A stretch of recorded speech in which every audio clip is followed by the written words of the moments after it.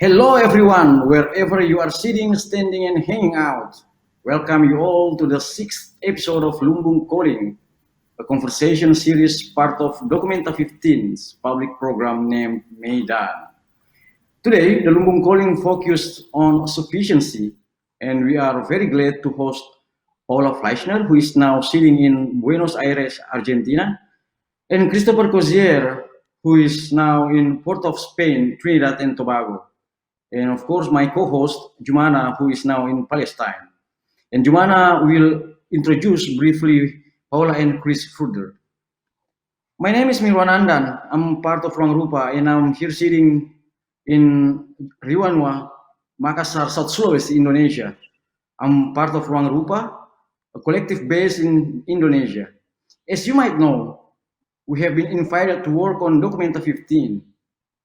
Documenta 15 will be open on June 18, 2022, but various initiatives have already been launched. Although some of you might be familiar with Lumbung Calling, as we already have had 5 episodes. And let me briefly explain further what this program consists of. Lumbung Calling is a collection of conversation with variety of guests exploring Lumbung from a variety of contexts, angles, background, and perspectives. And it will be taking place on the first Saturday of every month from April this year until October this year, 2021. But what exactly do we mean by Lumbung? Lumbung can be defined as a container to store agricultural products, commonly rice, in a form of a house on a stilt with walls of woven wood or bamboo. In Indonesia, it is quite common to see these buildings, similar to a barn. However, lumbung goes beyond its physical presence. This term can indeed be used to describe shared collective resources or the practice of working together side by side. It also can be viewed as a collection of principles and cosmology that explain daily life, common sharing, and community as a potential activity. Lumbung Calling, the name of this program, it is a call to our social attitude, and it's intended to raise consciousness about the practice of Lumbung or sharing. Each edition of this series is dedicated to one of the Lumbung values. The first one focuses on local anchor, where we investigated with our guests Melanie Budianta and Armin Salasa from Indonesia about the roots of sharing, the diversity in collaborative practice in various contexts, from the remote countryside to the hustle bustle of urban life. The second Lumbung Calling posed attention on humor with guests Griditya Gawiwong and Surapatke, and we discussed how humor can trigger and expand our approach, especially in the artistic context. The third Lumbung Calling confers about independence on relation between humans and other than humans with independence and interdependence together, with guest Tania Bruguera from Havana, Cuba, and Omar Tesdel from Palestine. The fourth Lumbung Calling hosted Yasmin Etsabah and Mahmoud Afe in conversing about generosity, on the willingness to give as a vital act in any ecosystem building process. The conversation on generosity also mentioned about the firm challenge against competition, rivalry, and rarity. Those values are the capitalist values that define our contemporary life. Right last month, the fifth Lumbung Calling conversed with Erika Malunguinho from Sao Paulo, Brazil, and Shahidul Alam from Dhaka, Bangladesh, on the value of transparency. During the conversation, we conversed about how various levels of transparency have a role in determining Lumbung values and establishing healthy ecosystems. As you have witnessed, our guests from a diversified panorama, educators, academics, cultural leaders, independent scholar, organic producer, political activists, festival organizer, we invite them to address challenges they face and discuss with us how they implemented changes on different scales. I couldn't have wished for a more perfect co-host, the artist Jumana Emil Abud. Jumana's creative interest sits in oral histories, personal and collective stories, and mythologies, particularly folk tales and their side of being and unbeing. She uses storytelling, performative elements, and workshop methodologies in her artistic practice to investigate our relationship to time and place, to the human and non-human, exploring tools of memory, attachment, and disposition amid the challenge for continuity within political, ecological, and cultural struggle. I thank you all in advance for your attention, and I give a warm welcome to Jumana, who will introduce you further to today's Lumbung Calling on Sufficiency. Please note that the conversation will last around an hour and a half via D15 YouTube chat and through D15 Facebook page. It's indeed possible to ask questions that will be selected and shared with our guests. You can also access this conversation via tv.lumbung.space. Please note that this event will stay online afterwards with the addition of subtitles. Gimana? Hi, thank you, Andan. I'm very pleased to co-host today's episode with you on the sixth Lumbung calling value. Today's Lumbung value is sufficiency. Human ambition has led to discoveries in all fields and has even brought mankind to other planets. The value of sufficiency, on the other hand, seems incredibly outdated today, as thrift and frugality are considered conditions of deprivation. The Pillars of Hercules have been passed long ago, despite the warning "ne plus ultra," nothing further beyond, which urged sailors and navigators to go no further. The sixth iteration of Lumbung Calling explores the limits of sufficiency. When do we say enough is enough? And how can these limits be pushed? Who or what defines them? Our first speaker, Paula Fleisner, professor of aesthetics at the Universidad de Buenos Aires, addresses the notion of sufficiency within an enlarged interspecies ecosystem. Paula holds a PhD in philosophy from the Universidad de Buenos Aires, where she teaches aesthetics at the philosophy department. Her research topic is the theoretical delimitation of a post-human materialist aesthetics. She's a researcher at the National Scientific and Technical Research Council of Argentina and participates in various research groups on contemporary aesthetics and philosophy. Fleisner is the author of the book La Vida Quotidienne, and I'm sorry for my pronunciation, which was published in 2015, and co-editor of Indisciplina, Estética, Política y Ontología, La Revista Documents in 2018, and several other publications. She also wrote La Chunda, a novel based on her late sister's vision of life as an entangled, animistic matter. She's a member of Colectiva Materia, which is a group of female philosophers that researches post-human materialism. She's also a member of La Intermundial Holobiente, a more than human artistic quartet. Our second speaker for today is artist Christopher Crozier. He will discuss the relation between sufficiency and self-determination, and how the Gaia and other Caribbean traditions of collective labor suggest ways to rethink notions of scarcity and plenty. Christopher Crozier is an artist living and working in Trinidad, as Andan mentioned, and is the co-director of Alice Yard, Port of Spain. Through his art, ranging from notebook drawings to installations derived from recorded stage actions, Crozier investigates how Caribbean historical and current experiences can inform understandings of the wider contemporary world. Recent exhibitions include the 11th Liverpool Biennial in 2021, the 14th Sharjah Biennial in 2019, and the Sea is History Historic Museum in Oslo in 2019. Crozier participated in the public program at the 10th Berlin Biennale in 2018. His work has been exhibited in Relational Undercurrents Museum of Latin American Art, Long Beach in 2017, Entanglements at the MSU Broad, Michigan in 2015, Afro-Modern Journey through the Black Atlantic at the Tate Liverpool 2010, and several other venues. He's a Prince Claus Award laureate 2013 and was awarded the Pollock Preisner Foundation Grant in 2004.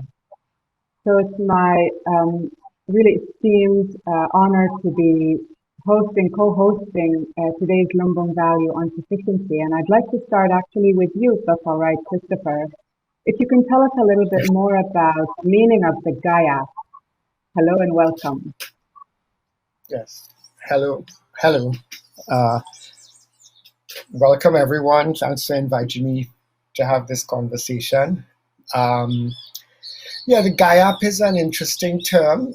It crossed from the continent, from up the Orinoco into Trinidad. It's the fastest way to describe it. GAIAP is the Anglophone version. I think it's originally Gayapa, and I think if you do the etymology, it goes to another term that I can't quite pronounce, but it's an Amerindian term.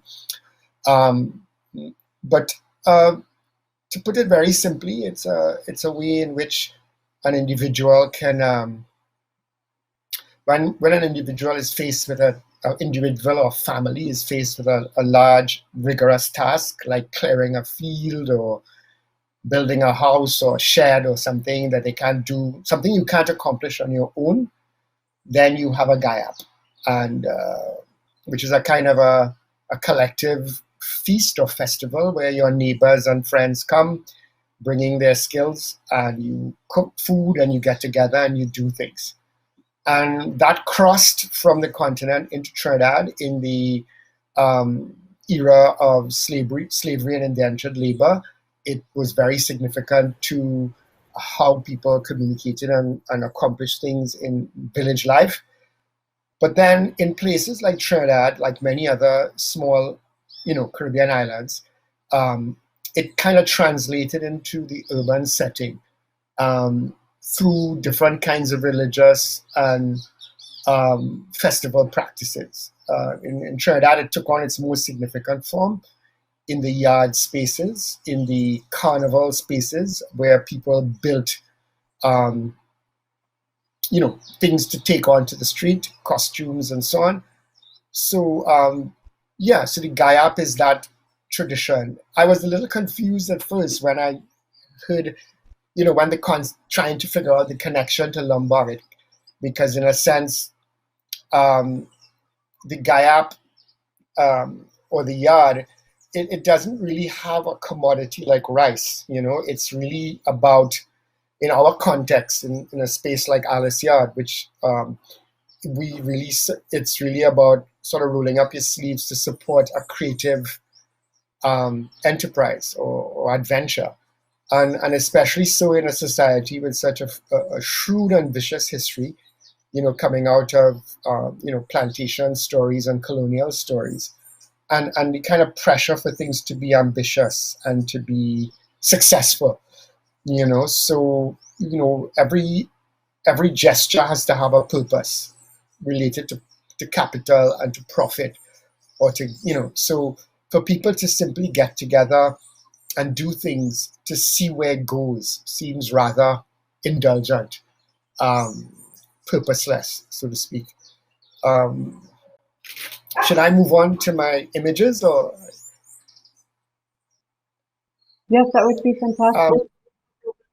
So to follow on with that concept, I've always been fascinated by these informal benches that show up in communities around the country, but particularly in the city where I grew up, Port of Spain.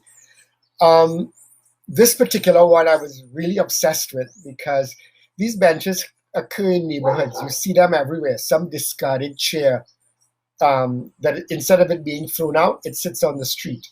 And it's usually places where people assemble in the afternoon, after work, or during the day. And there's a lot of interesting terms we have in our societies about idlers and liming, a term to do with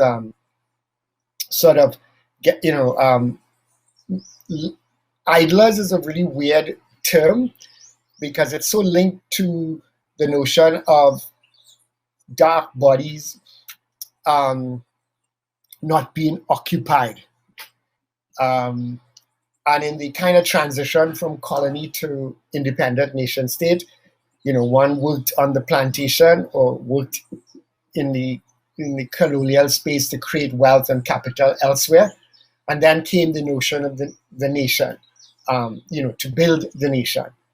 But in every community you go, you see these benches. It's a places where people sit, they share ideas, they tell stories.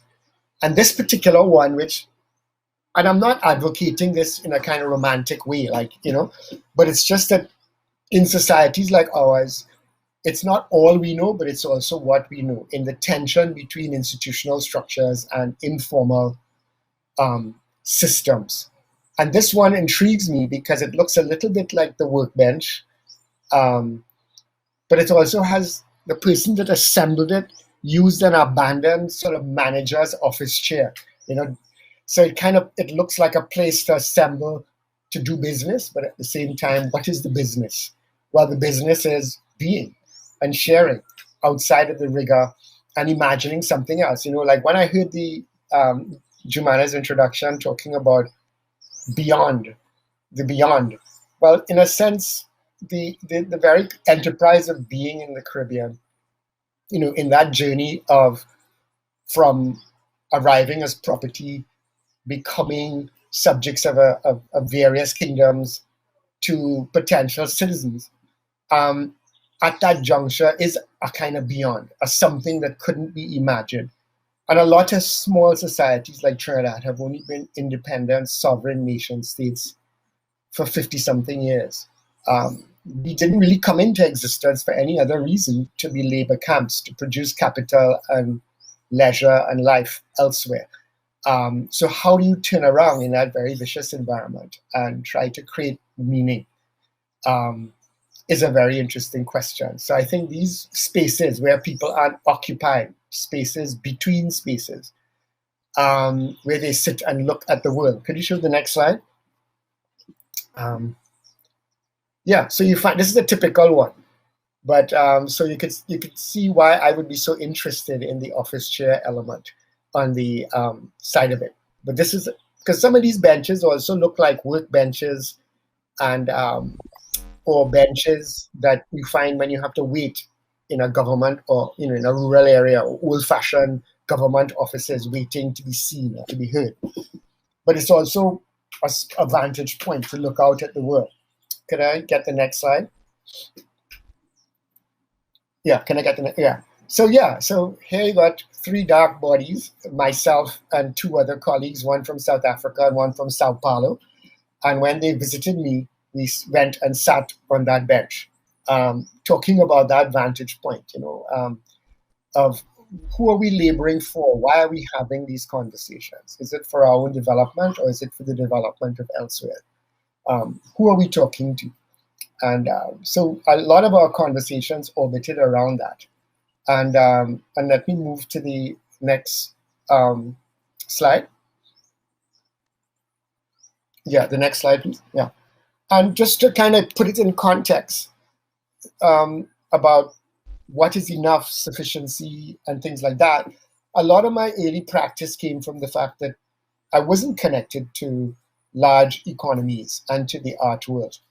And I didn't have money for plane tickets and to travel and do all those kinds of things that create big footprints. So a lot of my early work, I worked with rubber stamps, cardboard, paper clips, simple materials. And this particular project, which kind of inferred people crossing borders around the world, carrying their skills, their dreams. This is a little workbench that we call a pira in Trinidad, and you find it in every home, to do something in the garden. It's also used in some religious practices to sit as a kind of a stool. But in some ways, what happens at Aliciad is that we do what we can with what we have. And so there's a kind of a way in which using the yard as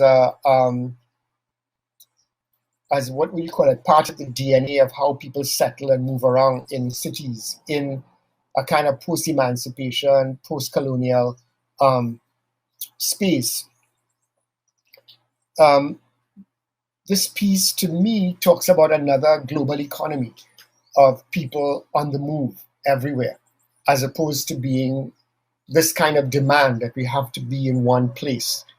Um, and that has a particular meaning in the context of the Caribbean, where the land masses are quite small, but the oceans around us are vast. And we are part of one sort of large global ocean, one could say. What I'll do from here, just talking about the concept, is that at Alicia, we've never really had, there's been a pressure, I think, that people, to be successful, we had to like apply for grants or win awards or do things like that, as opposed to simply sharing, doing things because it's necessary to have these dialogues in the kind of process of healing and transformation. Because even though there are dialogues about how to reimagine what constitutes human, but actually just becoming human in some kind of way, in a way that's, in a sense, not aggressive towards the environment, towards each other, is a significant challenge in the kind of violence of post-slavery, post-indentureship, post-colonial environments. To do things just to be and to think and to imagine and to play and to share. So I thought I would just share a couple of other images of the activities we do, so we can move on. My colleagues that I work with, an architect, Sean Leonard, Nicholas Loughlin, a writer, an editor, and Kristen Chen, designer, and we simply reach out to people who want to accomplish something, and people get together, we roll up our sleeves, and we try to imagine together. And this has led to a number of conversations, not just within the physical space, and because I kind of heard Andan refer to the concept of the barn or the long barn as more than a physical structure. And I think we found ourselves now in a space in which the yard isn't just a physical space, it's actually a concept where, even though it's just the four of us that have this very this particular conversation, but there's a number of concentric circles where a number of people engage us on a daily basis about projects and ideas. And we are sort of in a transition now, because the first yard we started in, we've actually left and we've moved to another. So now we've realized that the yard is more a concept or a form of social organization than a physical space itself, like an ethic that we have been developing. So in the practice of Alice Yard, we've kind of taken the GAIAP and it's translated into the yard space, and both physical and virtual. And that's kind of what we've been working on, how to keep thinking, keep imagining in such a shrewd and vicious environment in which there's a constant demand to be successful, to be profitable, to be ambitious. And I'm not saying this in a romantic way, but it's just, I come from a society in which they actually had laws about loitering and idling. The colonial administration were always worried about dark people getting together and planning and plotting. And I kind of wonder if, in a sense, especially now in the context of COVID, where we've had to sacrifice that, what is this the beyond that we find ourselves in that was referred to by Jumana? And what is this abstract concept of the barn in a kind of global space? And I'll stop there. looking at this bench. Thank you, Christopher. That's actually a fantastic place to remain at the junction where we can think about and reflect on what you've said and the beautiful images and work that you've shared with us. And congratulations on the 15-year anniversary of Alice Yard as well. Wow, yes. And it's a perfect place, I think, to also very much link it with Paula and Paula's practice. And I think one of the questions that you asked is about reimagining, right? How do we reimagine our position and the beyond, the current place where we're at and the beyond? And I wonder if, Paula, how are you? I wonder if you can maybe take it from there and respond to Christopher's notion of the beyond and the reimagination through your own practice.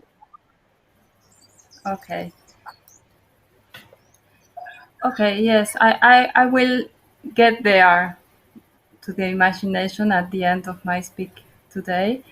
Before I start, I'd like to thank you for inviting me, Andan and Jumala, and also the people behind, Chiara and Jan, and also, of course, on Undine, they are the sang interpreter. I'm really very, very happy to be here today, and it's also a great honor for me to share this conversation with Christopher. I've learned a lot. I took some notes. I haven't spoken English for a long time, so I hope you can understand me. During the next few minutes, I will offer a number of coordinates to approach the sufficiency value from a non-anthropocentric point of view. So my hypothesis has 5 steps. I will share it with you now, and then I will continue. Firstly, I'll explain the general theoretical framework of my approach, that it's, as Jumala said, the post-human materialism. Secondly, I'd like to discuss our context, our historical and geological age known as the Anthropocene. Thirdly, I like to rehearse a translation of this sufficiency value to a post-human materialism language. And then, yes, I will give you some, I don't know, practical implications of what I'm saying. That is, first, to pose some political questions which may allow us to think about these implications of the approach, this way of approaching the sufficiency value. And finally, I would like to emphasize the importance of art in this context, and maybe share with you some ideas behind the La Intermundial Oloviente, the artistic interdisciplinary quartet I'm part of.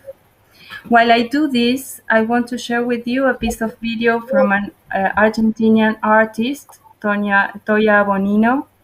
The work is called Umwelt, environment, the same concept that von Weskil uses to explain the various ways different animals relate to their surroundings.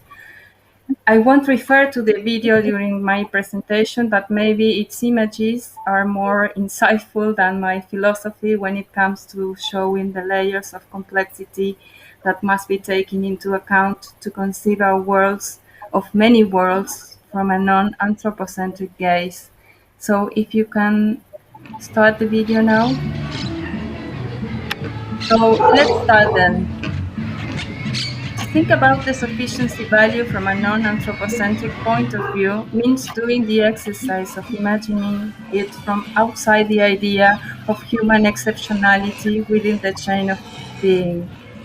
That is to say, beyond the conception of a hierarchical structure of all matter and life that has the human beings on its top.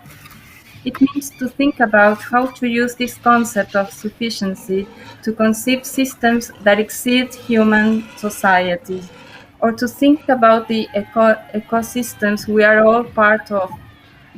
And when I say we all, human and other than human entities.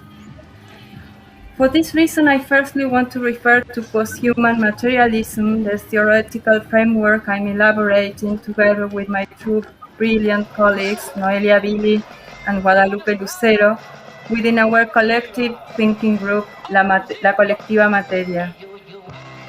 We intend to build a conceptual toolbox for a symmetrical philosophy that, on the one hand, assumes multiple and situated perspectives, not an anthropic or an abstract one. On the other hand, it addresses the possible relationships between the recent materialist turn in philosophy, the drift of so-called French and Italian anti-humanism, post-humanities, materialist feminism, the colonial studies, etc., among others. Thus, posthuman materialism is an attempt to define the center of the human in conceptualizations of the non-human. It is also an attempt to think matter outside its idealistic definition, as the negative counterpart of the ideal, at once inert and aviable. In the current post-anthropocentric and post-natural context, as Gaidotti calls it has become essential to consider the world and its beings beyond the anthropic principle. Posthuman materialism is, at last, an attempt to map the space that opens up with the interaction, hybridization, and co-emergency of everything that exists, taking into account that human actors are still there, but not at the center of the action and always entangled with the non-human. So why is it important to consider worlds that are more than only human? It's because of the context we are in, which some call the Anthropocene. Although the possibility of calling this new geological stage the Anthropocene is still being debated, the end of the Holocene has been established, as well as the beginning of a new period of instability, in which the planet is affected, radically transformed, by a new geological agent, human action. However, the speed of the transformation, often measured in thousands and millions of years, and the diversity of causes attributed to it, provokes an oscillation in the distinction between geology and history that enables to transfer the geological concept to philosophical, anthropological, and political discussions. It has been pointed out that the certain anthropocentric tone impregnates the notion of Anthropocene, since humanity appears as an universal agent. For this reason, other less ambiguous names have been given to the present: Capitalocene, Eurocene, Plantationocene, are some of the names suggested to underline different causes of this new instability, all of them, of course, human: the Industrial Revolution, the invention of agriculture, the nuclear age, etc. We know that the Anthropocene cannot be read abstractly as the result of the Homo sapiens activity, but the effect of a particular nexus between epistemic, technological, aesthetic, social, political, and economical practices in the contemporary reality of petrocapitalism. These practices have authorized all kinds of violence within the hierarchy of our species.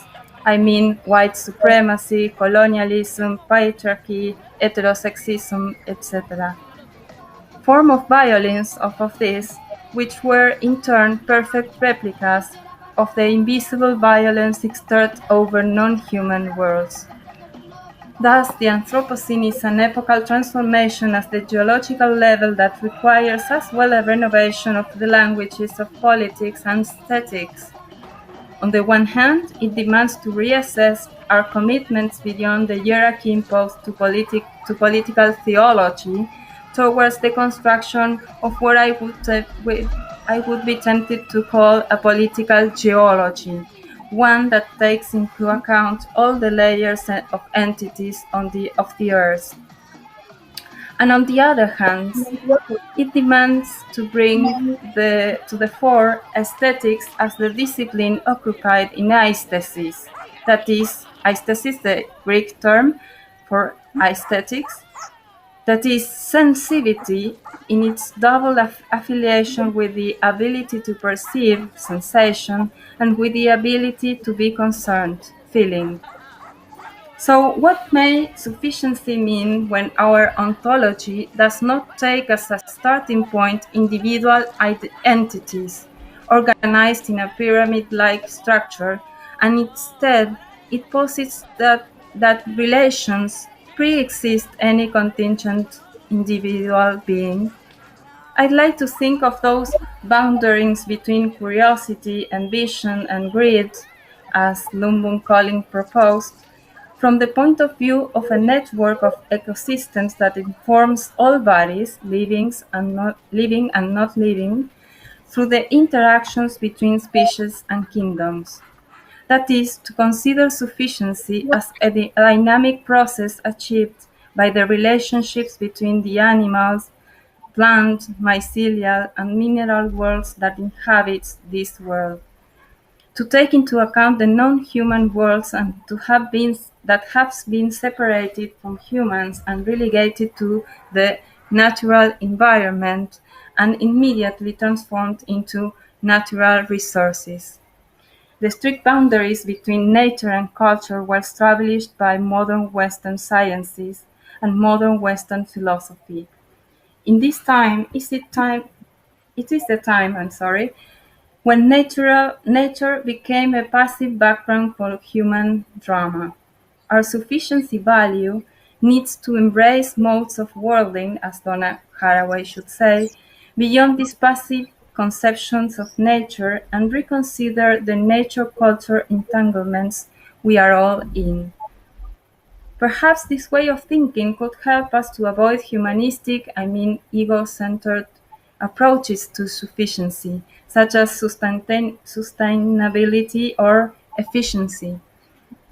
And it could also help us to move from the self-sufficiency to equilibrium and intersufficiency, and from autonomy to interdependence between communities that nevertheless remain distinct from each other.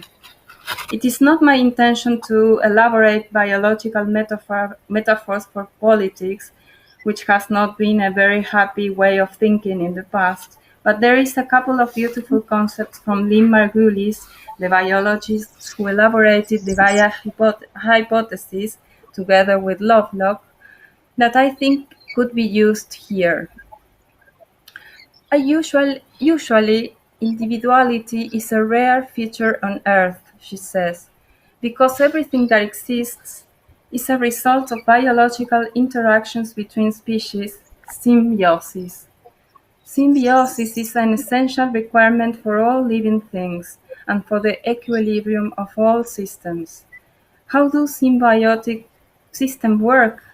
They are not autopoietic, autonomous or self-producing units, but symbiotic, that is, collectively produced systems without social, spatial-temporal boundaries in which information and control are distributed among all the components. The concept of holobiont has been used within and outside the biological sciences to criticize the prerogative of individuality. This concept of a common and multiple life unit has begun to replace individualizing biological narratives. I'm sorry for my English. If we have never been individuals, we are all holobionts, creatures made up of creatures. The waste of one is the food for the other, says Lynn Margulis about the bacteria. That's why I think sufficiency can be thought of in terms of a balanced flow between all that exists. So finally, I'd like to pose some practical implications of this proposal. First, I'll start with the political ones. I come from a part of the world, the South, where the naivety of sustainable development proposed is not an option. Green capitalism is still capitalism, which within which the availability of everything considered natural remains unchanged, which include, of course, subterraneized and colonized worlds, such as the territory from which I am speaking today. In South America, we have some interesting examples of practices of divergence of subaltern worlds that refuse to be modernized even though they participate in the modern world. In Argentina, we speak about Mapuches with iPhones. Mapuches are indigenous people from the south of the country. Monocentric philosophy of relationality, as Arturo Escobar says, which may distribute or redistribute the power to act beyond the immunizing limits of the human realm and construct a sufficiency for the social natural collectives of which we humans are also a part. As we still need a lot of imagination to create fair conditions to the connections between these worlds. There are some concepts that can help to build this task. For example, the Chihi world, Chihi means mixed, that conceived by Silvia Rivera Cusicanqui, or the multiple worlds in partial connection mentioned by Marisol de la Cadena. But I want to talk a moment more about the importance of art in this scenario, and with this finish. So which role art could be given in this context? Perhaps the path towards a non-anthropocentric global politics might start by fantasizing possible worlds. Art and politics are modes of making things, but political art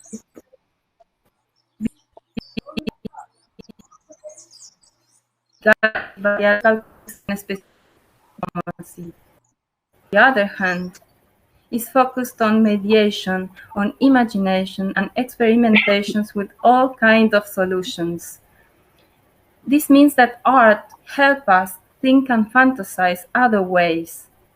New emotions, affections, senses, a new more than human sensorium could come to our aid here.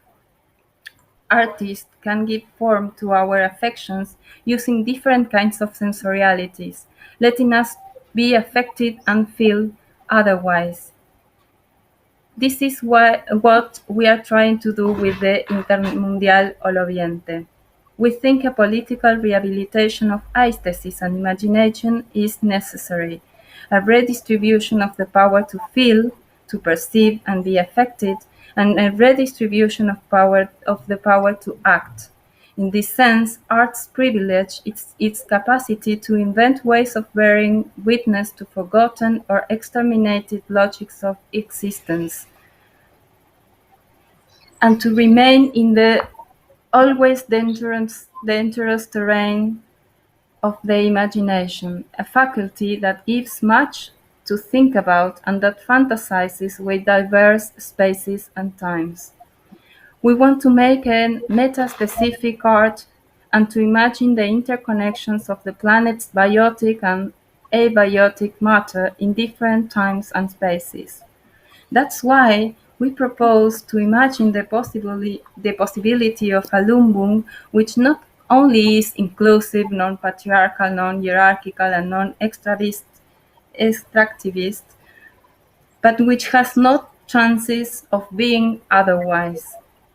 We propose to adopt the Oloviente point of view, that is, the point of view of a fictional entity invented to underline all the beings, entity, ghosts, and creatures in our planet are interrelational. And I think I'll stop here.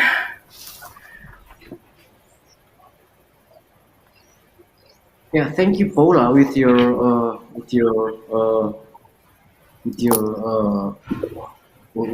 just you converse with us, especially about the Intermundial Oloviente. During the first Lumbung calling, which was local anchor, where we invited an organic farmer and also an activist from Bulukumba, South Sulawesi, Indonesia, Armin Salasa. He said that the plant are the strongest one, but at the same time is also the most submissive one. Submissive here means that we can do anything to them, and then they want to fight back. We can cut them, we can eat them, but they never fight back. Even though they are the strongest creature on earth. Is there something here that maybe we can connect with your presentations? Because I'm pretty sure that in Intermundial Holobiente there is also something about plant. Yeah. Yeah. I think it's really connected because of course plants are part of what I called olobionts, and plants are very important as well because they are the responsible of making this planet inhabited by all other species and realms. So of course plants are very important to us.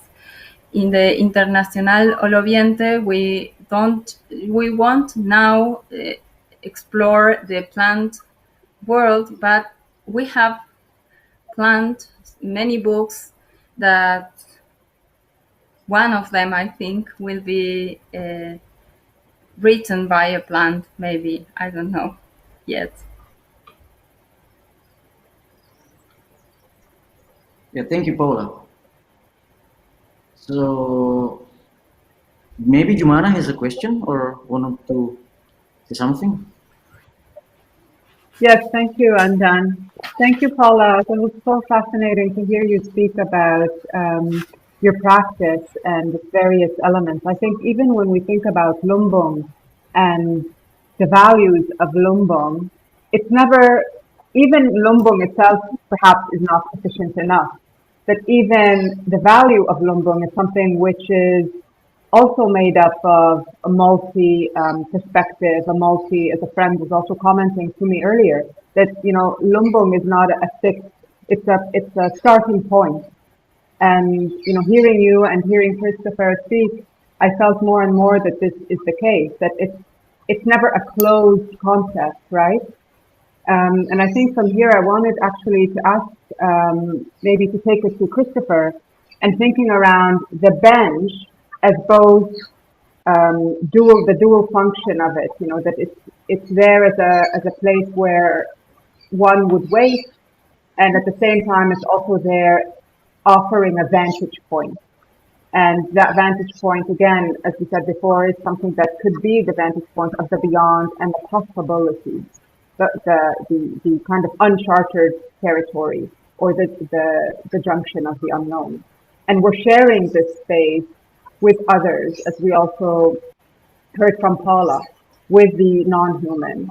And thinking and reflecting on the work that you shared, Christopher, I was also thinking about the musical chairs, which is a different concept altogether, because there the chairs are being taken away, they're being eliminated. And here we're kind of saying, no, let's either invite or let's make room for, more spaces of being together, of the inter rather than the self, and the making together, which is also one of I think, the doing together and the making with as well that Paula pointed out. And do you know the musical chairs game? Yes, yeah. I mean, I was thinking about it too. Well, the thing about it in the musical chairs game, somebody wins, right?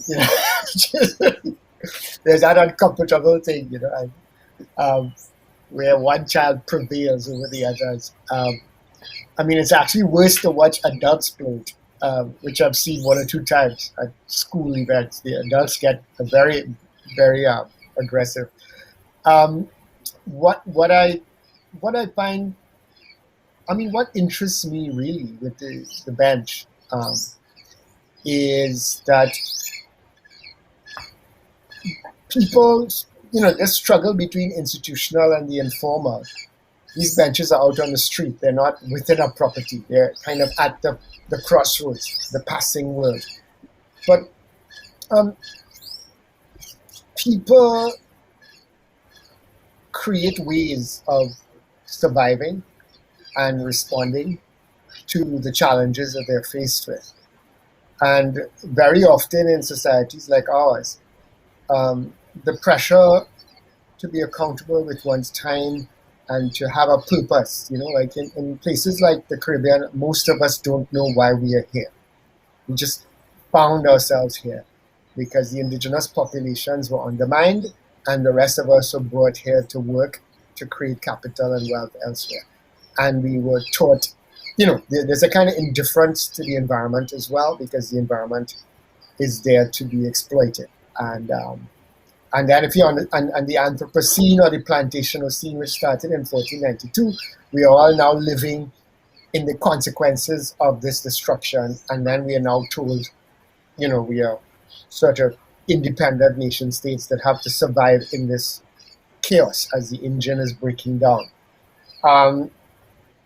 But that said, these systems, where people are often kind of, that come from daily living and daily surviving.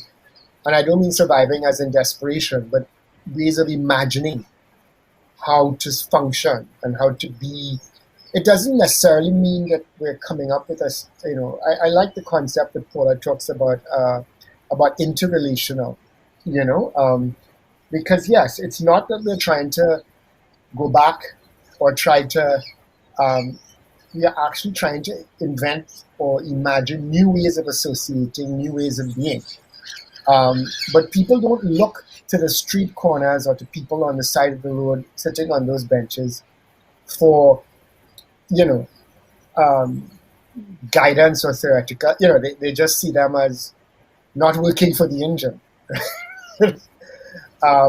So it's a very kind of interesting tension for me, because many of these theories or ways of being get converted into theory out in the metropoles, out in the academies, and then are mandated back to these communities or back to our communities, where we seem to not necessarily, we haven't turned these things into commodities, because we're busy going through the process of imagining them.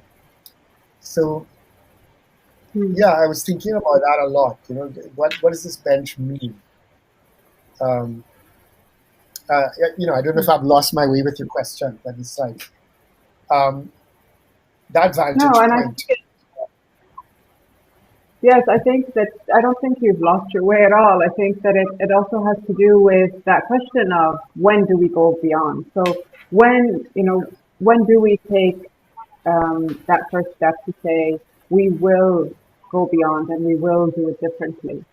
For example, if I also want to link with, Paula's notion of the plant writing a book, her comment to Andan. So when would we give that space, and how would we do it for me or you or the plant to write the book in the plant words and in the non-human perspective and expectation?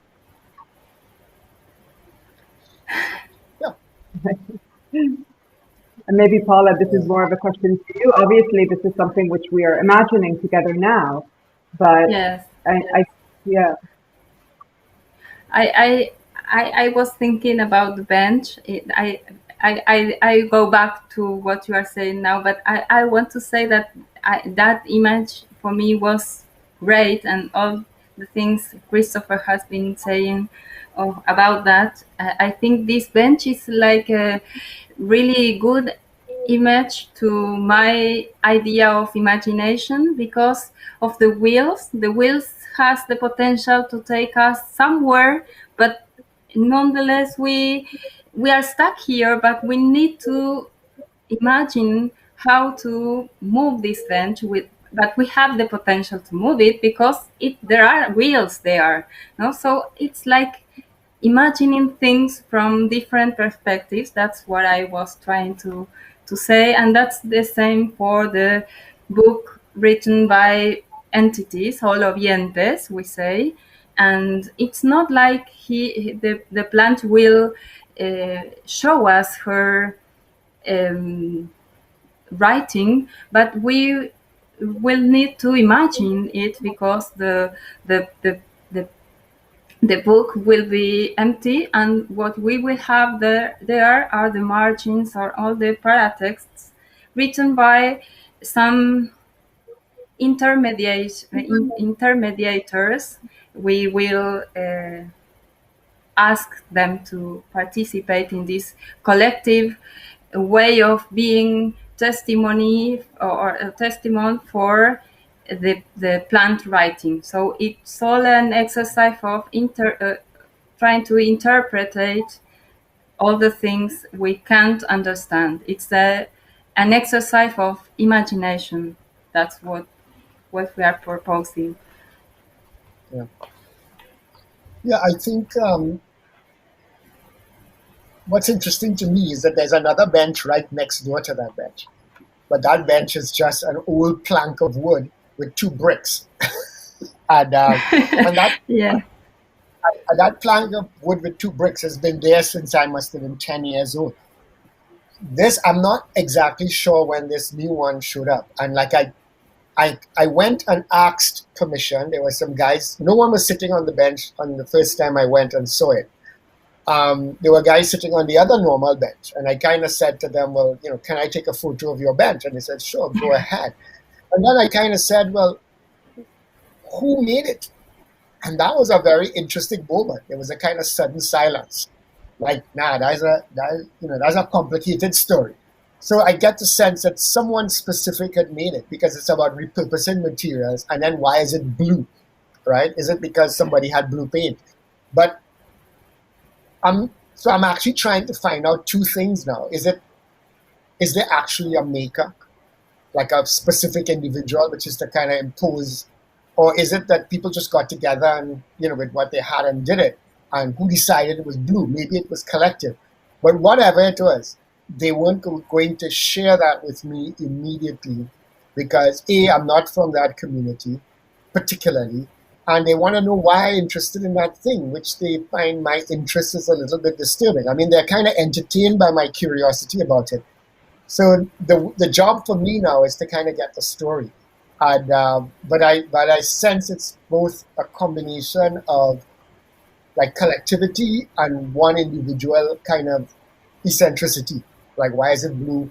And who collected all these materials? But it's obviously something that everybody in that immediate community values.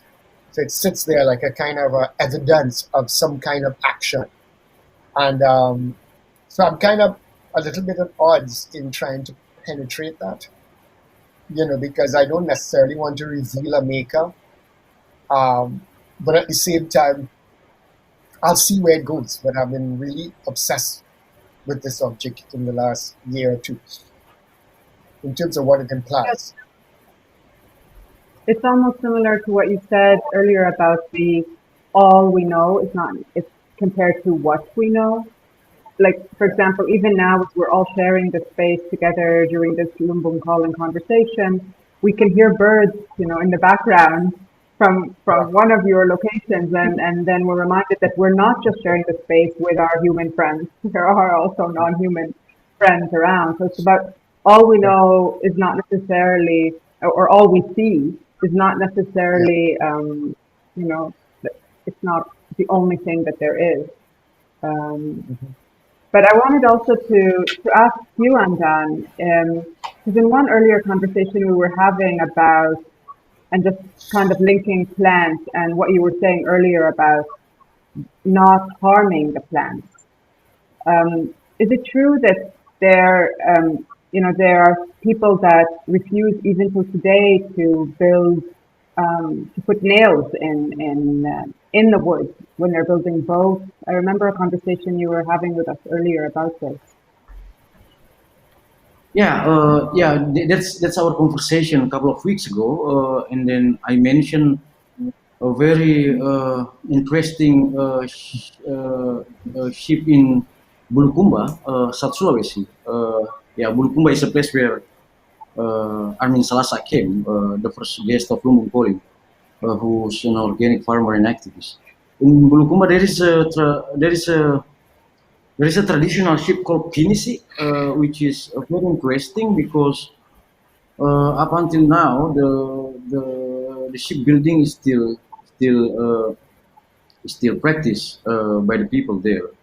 And as far as I understand that, because they use the trees as part of the body of the ship, uh, so they will have a kind of ritual when they want to cut the trees. So for me, that it's part of the way to communicate to plants, uh, the way to communicate with the plants that they are they are they are very important, and then we need to appreciate them, and then if we then cut it and then will be used for the sake of good things for the human being, which will be made as part of the ship. But also, there is also a culture on the trees, that in the Buginese culture, the culture where I come from in South Sulawesi, that when we were born, and then there is kind of inauguration, like the the welcoming ritual for the baby, and then our hair is cut, and then it's put in the coconut tree, in the water of the coconut tree, and then the water of this coconut tree pouring under the coconut tree, and then thinking that may the owner of this hair can be as useful as this coconut. As we understand it, every part of the coconut is all useful, like from the trees to the roots, to the leaves, to the fruits, and everything. Like everything is useful everything is useful in terms of the coconut tree. So this is also kind of the way how we trust the plants, that they they have their own they have their own values as a creature, and also it's a way of to communicate, including what Jumana just said, that the shipbuilding that we just mentioned, they didn't even use the nail, because like using the nail is like hurting the trees. So they use the wood made as something that can lock any intersection among the the ship. Yeah. I wonder if this is something to also do with entanglement. Maybe Paula, Yeah. you can say something more about entanglements and this the division of between culture and nature. And then I also want to ask you if you can speak briefly about the video that you shared with us. This video, yes, I really like this Argentinian artist. She's a video maker. She's has made some has made some very beautiful videos for me. This one is especially I chose it because I like this idea of Umwelt. She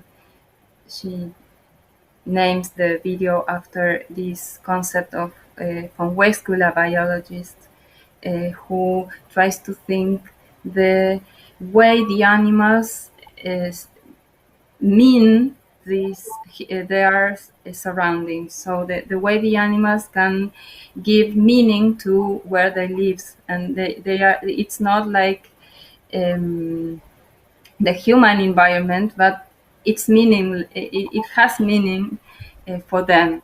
So yes, I think it's important to be aware that the division between nature and culture, it's a decision Western science and Western philosophy made at some point of the history to make nature like a background to the human drama, and to start this concept of subjectivity that serves to put a human race in this kind of pyramid structure, and to to domain everything. So I think this division between nature and culture is the way Western philosophy and Western science and Western world invented to domain everything, all the rest of things, not only nature but but other humans as well. So I was saying the white supremacy, or the colonialism, or heterosexism, all of those ways of discriminations start when nature is put it apart from human world. No, that's what I was trying to say. And the video, I think maybe it's more insightful, as I said, that about the social implications of this way of thinking, because it's not like I want to make an ecology or naive ecologist point, but I want to, I don't know, underline all the different layers we have to take into account when we say that it's necessary to stop dividing nature and culture. I had a question. Um, I, I had I was trying to understand something about the video. The video is set in a landfill, and because I'm seeing sort of people that look almost like indigenous people, but living on the boundary of an urban setting. So I'm seeing sort of like animals and people, but I'm seeing the kind of an urban detritus. So there's something. Are these people living on the edge of a landfill or something? It's very creepy. It's a very disturbing image. I felt very uncomfortable looking at the videos. So I was trying to locate these people in terms of the conditions under which they find themselves having to make a life. So it seems that these people are trying to make a life in a certain kind of environment related to urban excess. Is that what I'm seeing? Yes, it's exactly that. It's a place where they live, and it's a place where the field and the city are mixed. I mean, it's the suburbians. You said how do you say that? The conurbano, we say here, but I don't know. Yeah, it's the limits of the city. Yeah, and it's not indigenous people. It's or not. Yes, they are human and animals and trash, everything together. They are. Yeah.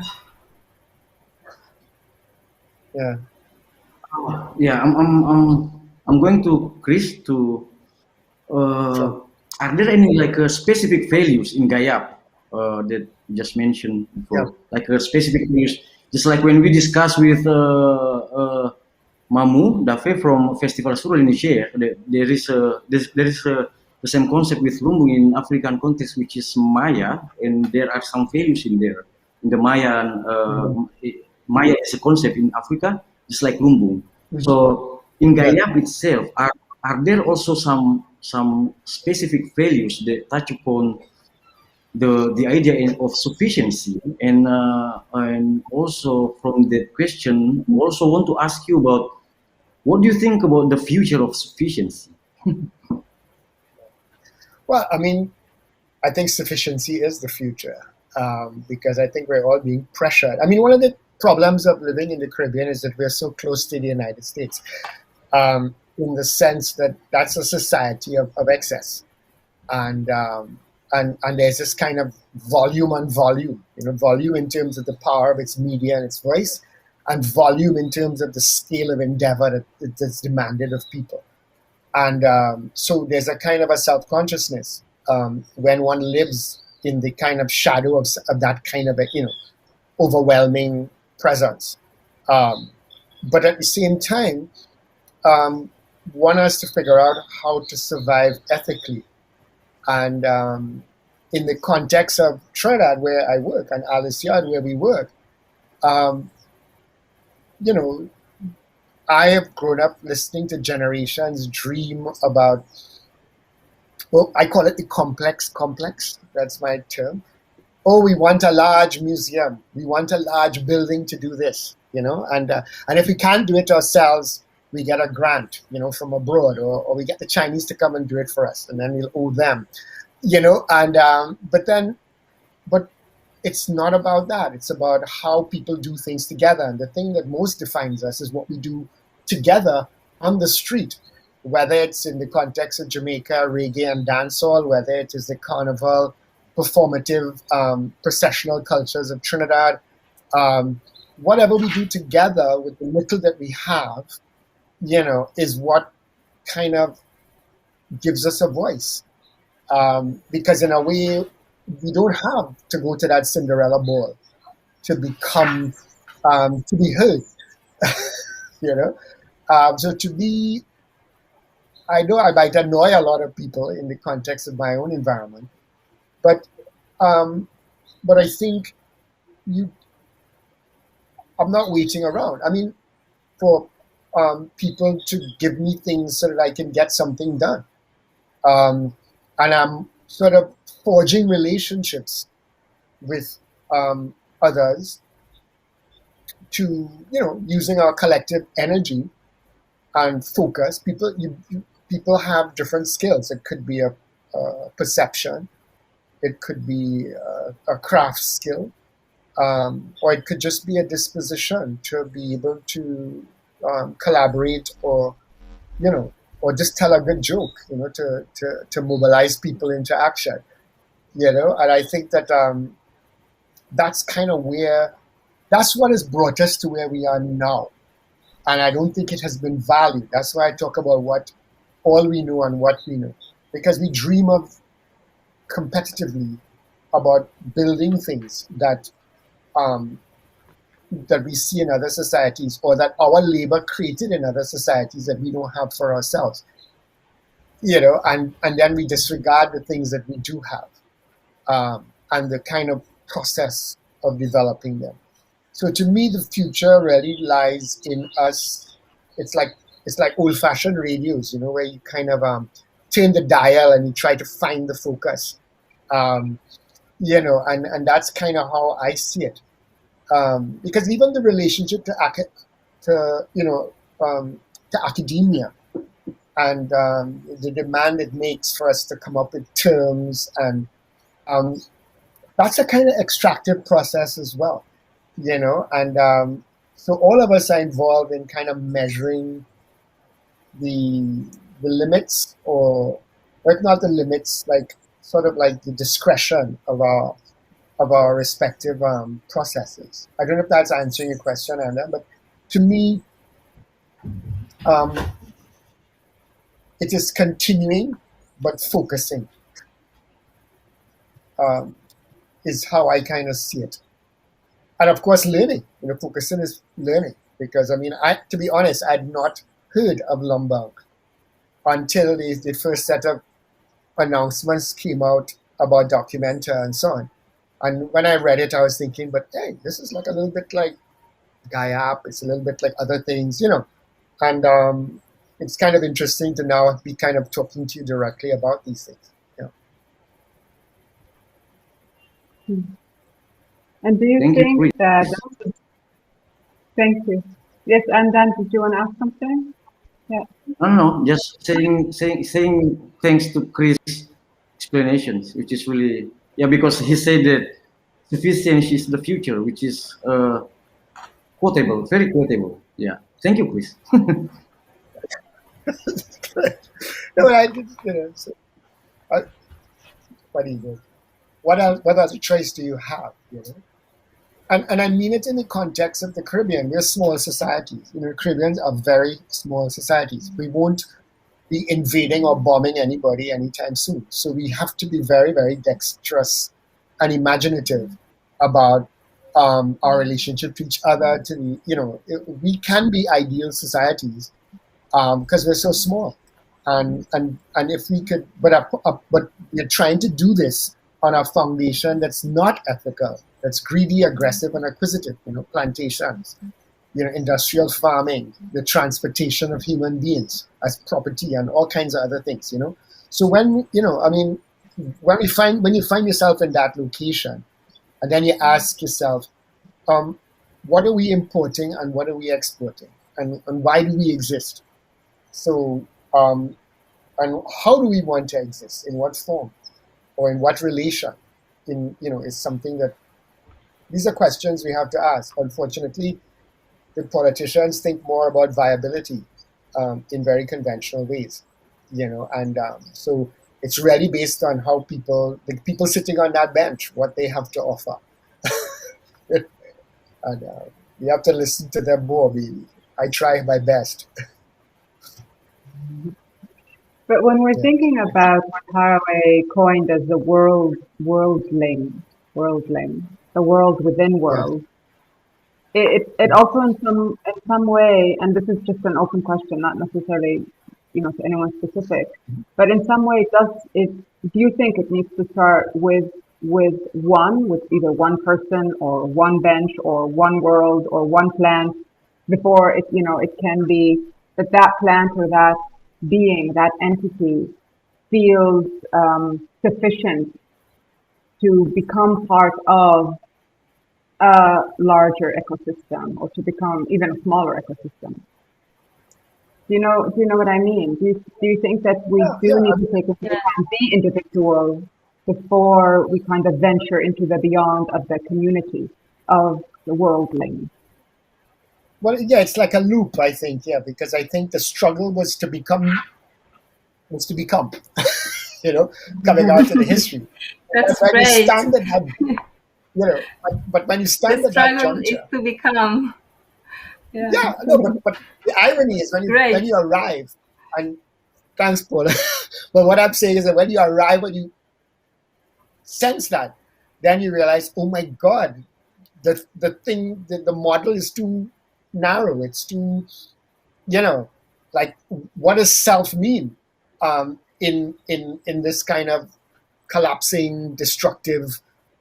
I mean, in these small societies, even the language we use is aggressive, and so there's a kind of a way that we have to imagine something else, but we can't look to the political class for that. We have to kind of look, deeper into ourselves, or the world around us, but so it's a kind of weird thing. I'd sent an image to Andan that they found a kind of I think it's from Mayan culture, this kind of thing that's cut up. I had never heard of it before, but it made a lot of sense to me. The anxiety about being intact or being sort of chopped up into little pieces. How do we immerse ourselves, and develop? I mean, Paula kind of articulated a lot of that, in a much more methodological way. I'm speaking very sort of loosely and informally, but I mean, the premises are there. Yeah.